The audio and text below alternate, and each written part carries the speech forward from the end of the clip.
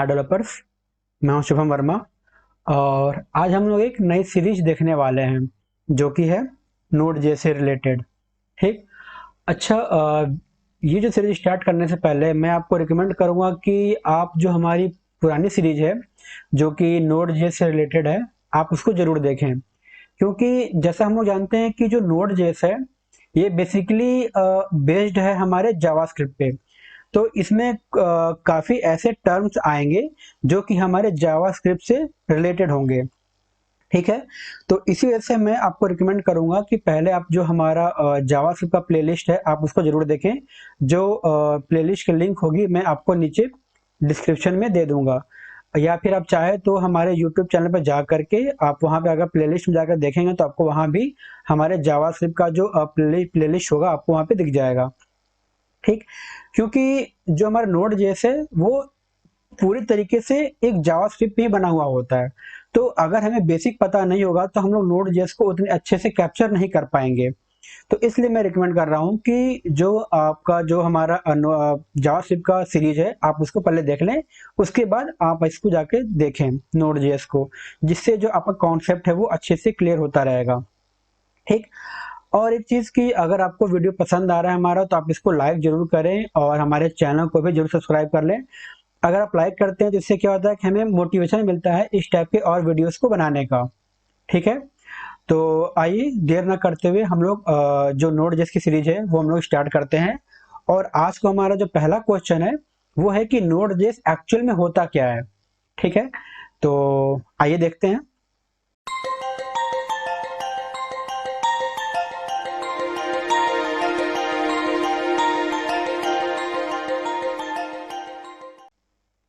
तो नोड.js क्या है? ये एक तरीके का सर्वर साइड प्लेटफॉर्म है। मतलब कि जो हमारा नोड.js है ये एक सर्वर साइड टेक्नोलॉजी होती है जहां पे हम जो अपने जावास्क्रिप्ट का कोड होता है उसको हम लोग आसानी से रन कर सकते हैं। ये जो नोड.js है बेसिकली ये गूगल क्रोम का जो एक इंजन होता है जिसको हम लोग बोलते हैं V8 इंजन, ये एक्चुअल में उसी पे बना हुआ होता है। ठीक है। तो होता क्या है, जैसे हम लोग जानते हैं कि जो भी जावास्क्रिप्ट है अगर वो किसी ब्राउज़र पर रन करता है तो उसको ब्राउज़र पर रन करने के लिए एक एक आप कह सकते हो कि जावास्क्रिप्ट इंजन की जरूरत पड़ती है। ठीक है। तो गूगल क्रोम में वो इंजन क्या होता है उसको हम बोलते हैं V8 इंजन। उसी तरीके से अगर हम बात करते हैं एज की, जैसे कि हमारा आज का मतलब जो पुराना था इंटरनेट एक्सप्लोरर अब वो एज हो गया है। ठीक, मतलब उसका इम्प्रूव वर्जन है। तो उसमें यूज होता था चक्रा। ठीक। और अगर हम बात करते हैं मोजिला फायरफॉक्स में तो वहां यूज होता था स्पाइडर मंकी। और अगर हम बात करते हैं सफारी में तो वहां यूज होता है जावास्क्रिप्ट कोर वेबकिट। तो ये सब जो हमारे मोस्ट यूजफुल जो ब्राउजर होते हैं, हर ब्राउजर में जावास्क्रिप्ट का इंजन जो होता है वो इनबिल्ट होता है। ठीक है। इसी इंजन की मदद से जो हमारा जावास्क्रिप्ट होता है वो हमारे ब्राउजर पे रन करता है। तो गूगल जो है, गूगल ने जावास्क्रिप्ट के लिए जो इंजन बनाया था वो था V8 इंजन। इसी V8 इंजन पे जो हमारा नोड.js होता है वो बना हुआ होता है। ठीक है। नोड.js क्या है? एक सर्वर साइड प्लेटफॉर्म होता है जहां पे हम अपने जावास्क्रिप्ट के कोड को रन कर सकते हैं। इसको किसने बनाया था? इसको बनाया था रियान दहल ने 2009 में।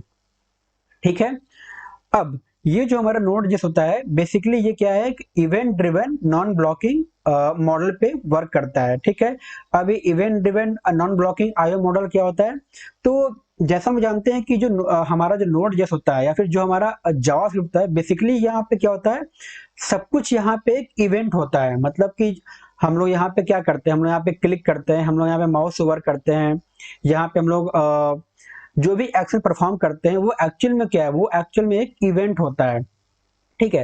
तो इसलिए हम लोग यहाँ पे कह रहे हैं कि जो हमारा नोड जेएस होता है बेसिकली वो एक इवेंट ड्रिवन होता है। मतलब हर इवेंट को ये अच्छे से ड्राइव कर लेता है या फिर हर इवेंट को अच्छे से मैनेज करता है, हैंडल करता है। ठीक है। नॉन आईओ ब्लॉकिंग क्या होता है कि जैसा हम लोग जानते हैं कि जब भी हम लोग कोई फंक्शन को रन कर रहे होते हैं या फिर कोई स्क्रिप्ट को रन कर रहे होते हैं तो वो फंक्शन या फिर वो जो स्क्रिप्ट होती है वो हमें या तो हमें आउटपुट देगी, या तो अगर उसके पास आउटपुट नहीं मिल रहा है तो वो हमें एरर देगा। मतलब कि वो स्क्रिप्ट चीजों को ब्लॉक नहीं करती है, वो पूरे स्क्रिप्ट को ब्लॉक नहीं करती है। तो इसको हम लोग बोलते हैं नॉन ब्लॉकिंग।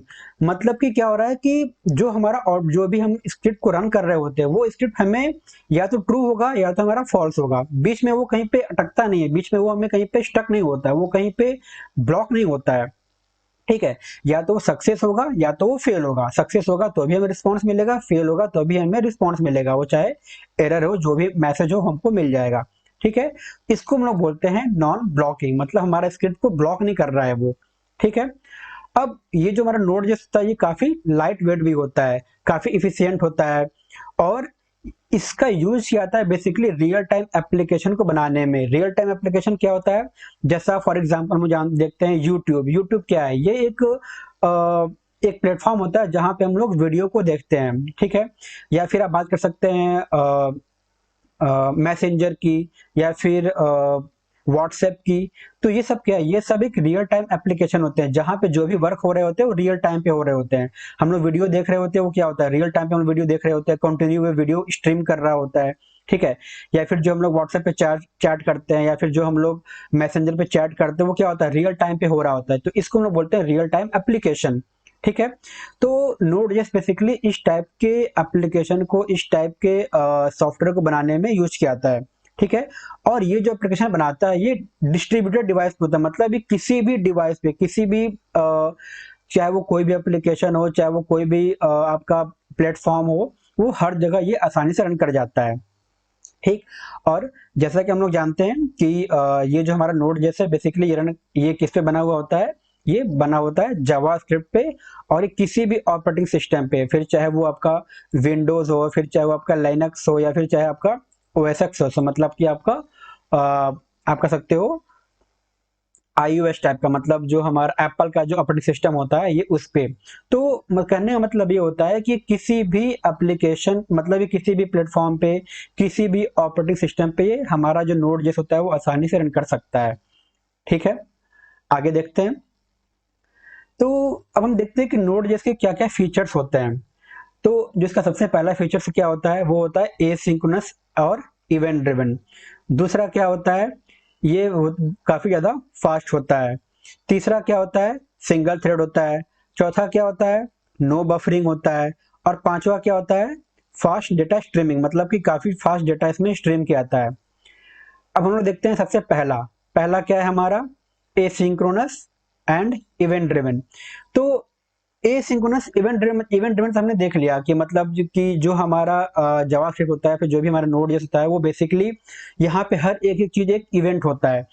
तो हर एक इवेंट को ये आसानी से मैनेज कर लेता है, हर एक इवेंट को ये आसानी से ट्रिगर कर लेता है। ठीक है, तो इस चीज को हम बोलते हैं इवेंट ड्रिवन।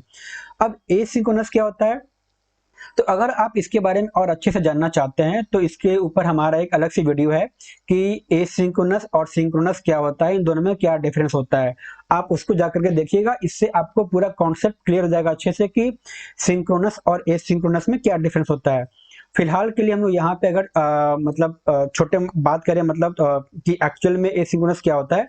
तो जैसा हम जानते हैं कि जब भी हम लोग कोई स्क्रिप्ट रन करा रहे होते हैं, तो सिंक्रोनस में क्या होता है कि जो भी हमारी स्क्रिप्ट होती है, जो भी हमारा फंक्शन होता है, वो अपने प्रीवियस फंक्शन के कंप्लीट होने का वेट कर रहा होता है। ये हम बात कर रहे हैं सिंक्रोनस की। ठीक है, जो हमारा फंक्शन होता है वो अपने प्रीवियस फंक्शन या फिर प्रीवियस जो उसका स्क्रिप्ट होता है वो उसके कंप्लीट होने का वेट कर रहा होता है। जब उसका प्रीवियस स्क्रिप्ट या फिर जो उसका प्रीवियस फंक्शन है, जब वो कंप्लीट होगा तभी वो नेक्स्ट फंक्शन पे आएगा और नेक्स्ट फंक्शन एग्जीक्यूट होगा। ठीक है, लेकिन एसिंक्रोनस में ऐसा कुछ नहीं होता है। एसिंक्रोनस कहता है कि भाई अगर तुम ज्यादा टाइम ले रहे हो, अगर तुम 2 सेकंड ले रहे हो, 3 सेकंड ले रहे हो, 4 सेकंड ले रहे हो, तो तुम अपना टाइम लेते रहो, मुझे तुमसे मतलब नहीं है, तुमसे पहले मैं रन कर जाऊंगा क्योंकि मैं तुमसे कम टाइम ले रहा हूँ। ठीक है, तो ये होता है एसिंक्रोनस। मतलब क्या हो रहा है कि जो हमारा फंक्शन होता है वो अपने प्रीवियस फंक्शन के एग्जीक्यूट होने का, वो अपने प्रीवियस फंक्शन के प्रॉपर रन करने का वेट नहीं करता है। वो प्रीवियस फंक्शन का रिस्पॉन्स आए चाहे ना आए, वो खुद को रन कर लेता है, वो खुद को एग्जीक्यूट कर लेता है। ये होता है हमारा एसिंक्रोनस। दूसरा क्या होता है, वेरी फास्ट। मतलब कि जैसे हमने देखा पहले कि जो हमारा नोड जेएस होता है वो बेसिकली बना हुआ होता है गूगल क्रोम के V8 इंजन पे। ठीक है, तो इसकी वजह से क्या होता है, ये काफी ज्यादा फास्ट हो जाता है, इसके जो एग्जीक्यूशन होता है काफी ज्यादा फास्ट होता है। तीसरा क्या होता है, सिंगल थ्रेड।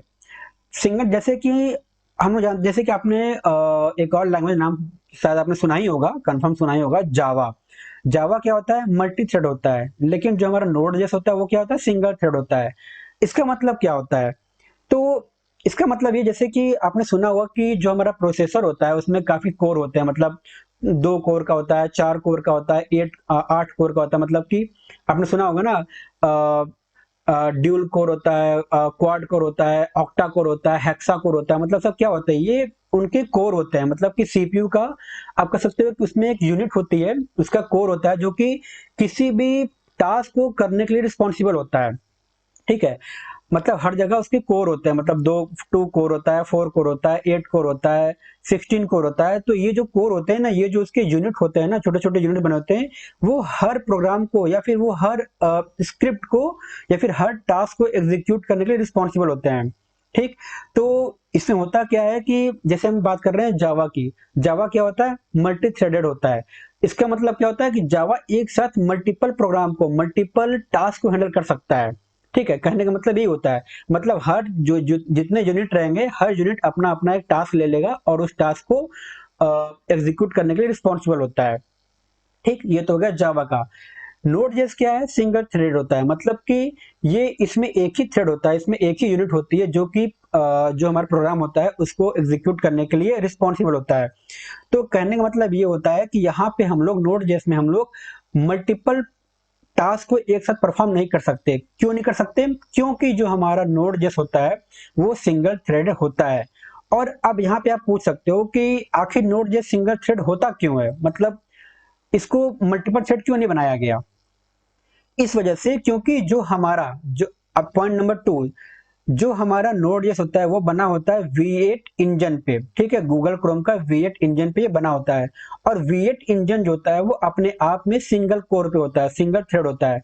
तो इसी वजह से जो हमारा नोड.जेएस होता है वो सिंगल थ्रेडेड होता है। ठीक है? आपको क्लियर हो गया होगा कि सिंगल थ्रेड क्या होता है। लेकिन अब यहाँ पे एक चीज और आती है, आप यहाँ पूछ सकते हो, अगर ये सिंगल थ्रेडेड होता है तो ये बाकी जो मल्टीपल अगर हम इसको परफॉर्म एक्शन देते हैं तो वो कैसे इन चीजों को हैंडल कर लेता है? तो एक्चुअली में कहने के लिए, मतलब ये जो हमारा अगर हम बात करें एक नॉर्मली, तो कहने के लिए सिंगल थ्रेड होता है। लेकिन बैकएंड में क्या करता है कि क्योंकि ये इतने चीजों को यूज कर रहा होता है ना, इतने इसकी फंक्शनैलिटी अंदर में होती है, जैसे हमने देखा कि एसिंक्रोनस होता है, इवेंट ड्रिवन होता है। ठीक है? और इसका नॉन आईओ ब्लॉकिंग पे सपोर्ट करता है। ठीक? तो इन चीजों की वजह से ये जो भी हमारा जो हम इसको मल्टीपल टास्क देते हैं वो इसको आसानी से एक-एक करके एग्जीक्यूट कर लेता है। ठीक? आइदर ये सिंगल थ्रेड होता है, लेकिन इन्हीं सब चीजों की वजह से चीजों को आसानी से हैंडल कर लेता है। और इसका हमें ज्यादा फर्क दिखता नहीं है कि ये सिंगल थ्रेड है या फिर मल्टीपल थ्रेड है, क्योंकि इन्हीं चीजों की वजह से ये चीजों को आसानी से हैंडल कर लेता है। ओके? उसके बाद आता है हमारा नो बफरिंग। नो बफरिंग में क्या होता है? जैसे हम लोग देखते हैं कि अगर सपोज हमारे पास लार्ज नंबर ऑफ डेटा होता है, हम लोग उसको एग्जीक्यूट कराना चाहते हैं, तो उसमें क्या होगा कि अगर नंबर ऑफ डेटा काफी ज्यादा होगा तो हमारा जो एग्जीक्यूशन होता है काफी स्लो हो जाता है। तो नोड.जेएस क्या करता है? जो भी हमारा डेटा होता है, ठीक हो, उस डेटा को क्या करता है कि उसको छोटे-छोटे पार्ट्स में डिवाइड कर देता है। उसको छोटे-छोटे डेटा को चंक्स, मतलब कि उस डेटा को छोटे-छोटे पार्ट्स में ब्रेक कर देता है। उसके बाद वो उसको एग्जीक्यूट करता है। ठीक? इससे क्या होता है कि जो हमें डेटा का बफरिंग दिखना चाहिए, वो हमें दिखता नहीं है। मतलब कि इसकी वजह से जो हमारा प्रोसेसिंग स्लो होना चाहिए वो हमें नहीं दिखता है। ठीक? आखिरी क्या है? Fast data streaming. तो अब वही हम लोग, जैसे कि हमने एग्जांपल देखा था यूट्यूब का। यूट्यूब मतलब क्या होता है? यहाँ पे हम लोग वीडियो देख रहे होते हैं, तो जब हम लोग वीडियो देख रहे होते हैं तो आपने देखा होगा कि एक वीडियो जो हमारा काफ़ी अच्छे तरीके से रन कर जाता है। मतलब यूट्यूब पे अगर हम देखते हैं तो हमारा जो वीडियो होता है काफ़ी स्मूथ रन करता है। यहाँ पे हमें ज़्यादा लैग देखने को नहीं मिलता है। हाँ, वो बात अलग है कि अगर आपका इंटरनेट अगर स्लो है थोड़ा-सा, तो आपको थोड़ा लैग देखने को मिलेगा, थोड़ा-सा आपका स्ट्रीमिंग लेगा वो। ठीक है? लेकिन अगर सब कुछ सही रहता है तो वहाँ पे आपको लैग देखने को नहीं मिलेगा, वहाँ पे आपको स्ट्रीमिंग देखने को नहीं मिलेगा। आपका जो वीडियो रहेगा वो आसानी से काफ़ी स्मूथ तरीके से प्ले होता रहेगा। ठीक है? तो कहने का मतलब ये होता है कि जो हमारा वीडियो होता है या फिर जो हमारे ऑडियो होता है, उन चीज़ों को आसानी से प्ले कर सकता है, उन चीज़ों को आसानी से रेंडर कर लेता है। तो ये तो कहने का मतलब होगा कि जो हमारा हैवी डेटा होता है, जैसे हम लोग बात कर रहे हैं यहाँ पे वीडियो या फिर ऑडियो की, तो उन चीज़ों को प्ले करने के लिए, उन चीज़ों को एग्जीक्यूट करने के लिए जो हमारा नोड जेएस होता है वो काफ़ी ज़्यादा सूटेबल होता है। तो ये सब हमारे फीचर्स होते हैं नोड जेएस के। ठीक, आगे हम लोग देखते हैं और क्या-क्या चीज़ें हैं नोड जेएस में। अच्छा, वीडियो में आगे बढ़ने से पहले अगर आप नोड जेएस की तरह और भी इंटरव्यू क्वेश्चन तैयारी करना चाहते हैं, तो आप हमारे यूट्यूब के प्लेलिस्ट को चेक कर सकते हैं, जहाँ पे आपको और भी बहुत सारे इंटरव्यू क्वेश्चन की तैयारी आपको आसानी से हो जाएगी, जैसे कि लारावेल, पीएचपी या फिर बात करें जावास्क्रिप्ट की, या फिर कुछ हमारे कॉमन इंटरव्यू क्वेश्चन भी होते हैं जो कि चाहे आप पीएचपी की बात करें, चाहे आप जावास्क्रिप्ट की, नोड जेएस, रिएक्ट जेएस, किसी भी टर्मिनोलॉजी की बात करें, तो हर जगह आपको कुछ ऐसे कॉमन इंटरव्यू क्वेश्चन होते हैं जो कि अक्सर पूछे जाते हैं। ठीक है, तो आप हमारी प्लेलिस्ट को जरूर चेक कीजिए, जहाँ पे आपकी और भी अच्छे से तैयारी हो जाएगी। ठीक, तो आगे बढ़ते हैं।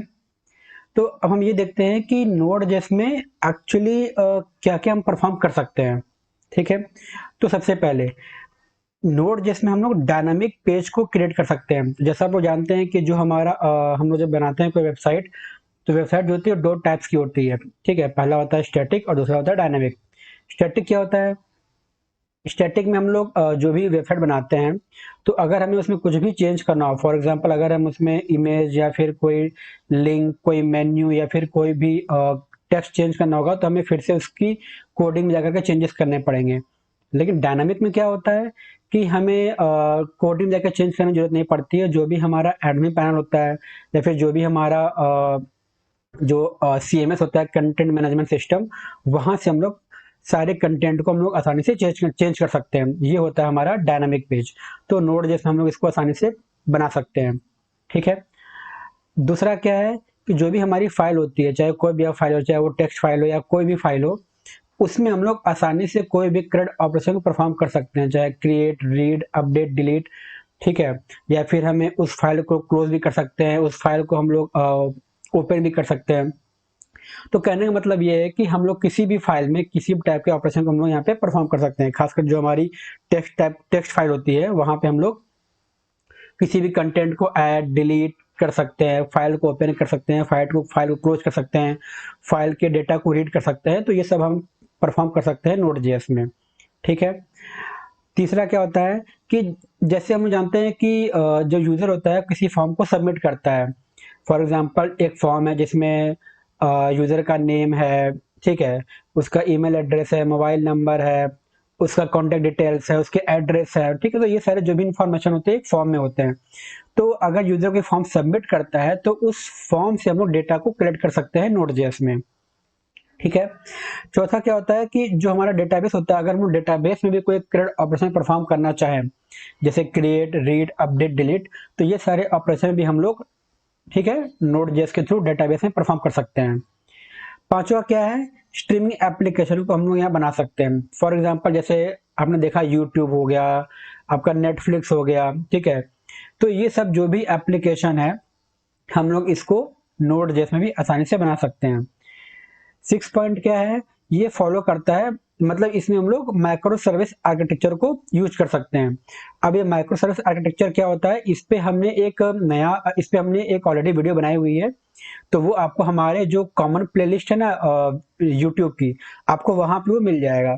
या फिर अगर आप हमारे चैनल पे जा करके अगर आप सर्च भी करते हैं माइक्रो सर्विस आर्किटेक्चर, ठीक है, तो आपको वहां पे वीडियो जो होगी आपको मिल जाएगी। तो आप वहां पे देख सकते हैं कि एक्चुअली में माइक्रो सर्विस आर्किटेक्चर होता क्या है। ठीक है, ये एक नया टेक्नोलॉजी होती है, मतलब एक नया टेक्निक होता है जिसमें हम लोग किसी भी एप्लीकेशन को बनाते हैं, और जो हमारा पुराना होता है उसको हम लोग बोलते हैं मोनोलिथिक आर्किटेक्चर। ठीक है, 7th पॉइंट क्या है कि इसमें हम लोग रियल टाइम चैटिंग एप्लीकेशन को भी बना सकते हैं। फॉर एग्जांपल जैसे हम लोग मैसेंजर यूज करते हैं या फिर जैसे हम लोग व्हाट्सएप यूज करते हैं, ठीक है, तो इस टाइप के एप्लीकेशन को भी हम लोग आसानी से नोड जेएस में बना सकते हैं। ठीक, तो आज के लिए बस इतना ही। अगर आपको वीडियो पसंद है तो प्लीज लाइक, शेयर और सब्सक्राइब जरूर करें। आपका वीडियो देखने के लिए बहुत बहुत धन्यवाद।